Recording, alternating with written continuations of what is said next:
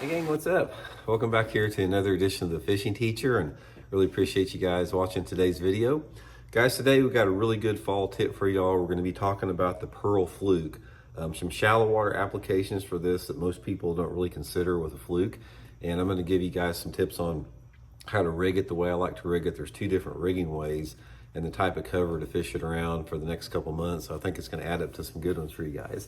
Also, guys, just want to remind anybody out there interested in booking an on-the-water lesson with me at Table Rock or Stockton Lake, which there are two lakes I usually go to on my lessons, just shoot me a private message on my Facebook page, Randy Blockett, Professional Angler, and I can give you all the info for that.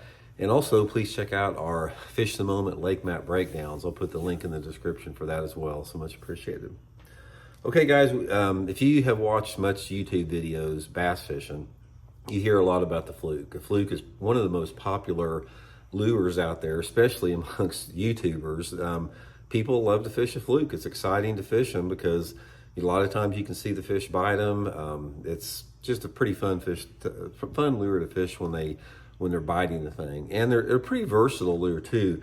Initially, when the fluke came out, a lot of guys were fishing them over like shallow grass beds, and then it morphed into some other cover. And you can flip them, you can fish them a lot of different ways, Carolina rig them with an exposed hook.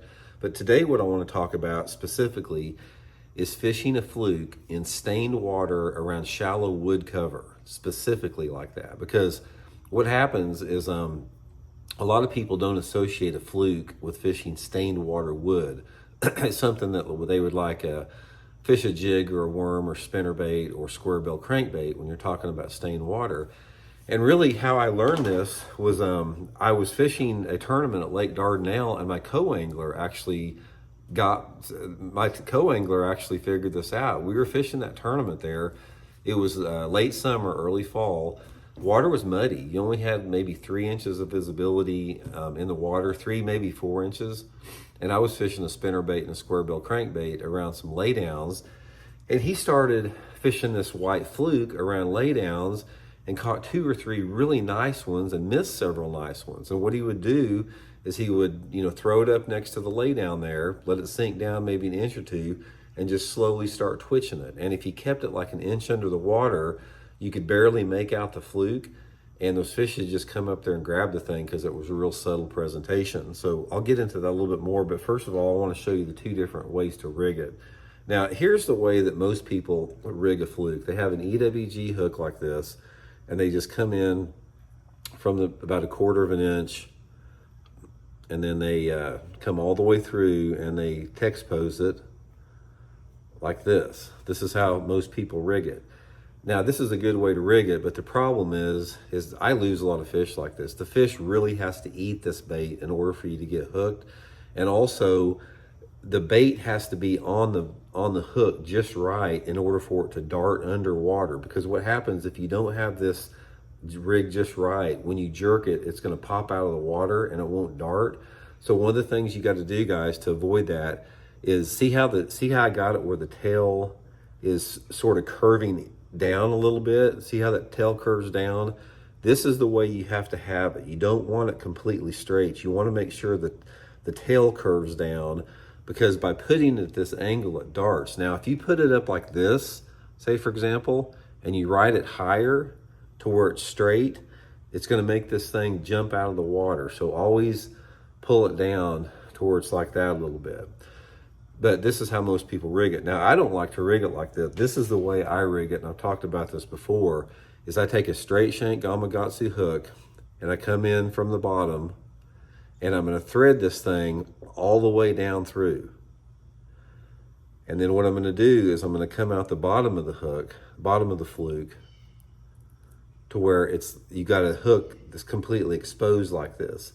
Now, you can fish this even around the laydowns, because when I'm not throwing this like into the middle of the laydowns. I'm throwing it down the edge of the logs. So you can fish it like this, and you have an exposed hook, and you hook so many more fish. But even with this thing too, like this, make sure your tail is curved in like that.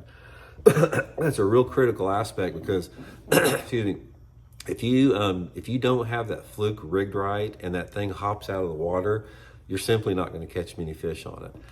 So the main thing, guys, is you have to be really accurate with your casting presentations. And one of the things I like to do is when I get in this scenario, I like to pitch and flip that fluke around the lay down logs because you can be a lot more accurate. So I'm usually putting it on like some type of a 7-foot medium heavy rod, 15 to 20 pound test Seaguar and Bizex line.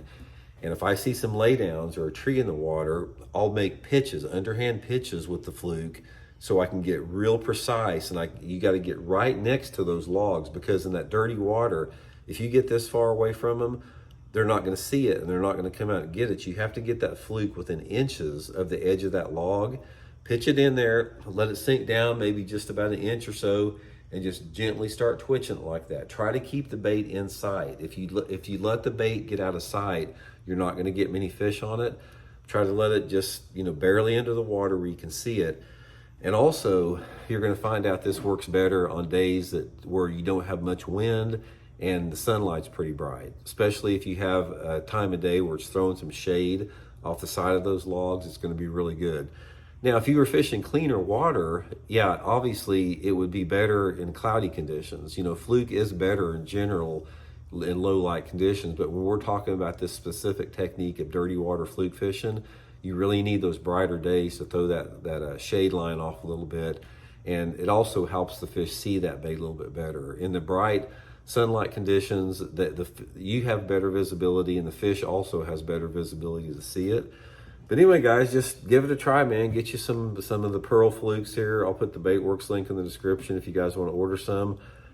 Next time you're in some shallow stained water, instead of fishing a spinner bait or a square bill crankbait, try that fluke. It'll really, really get you some good bites. So hope it helps out. We'll see you guys.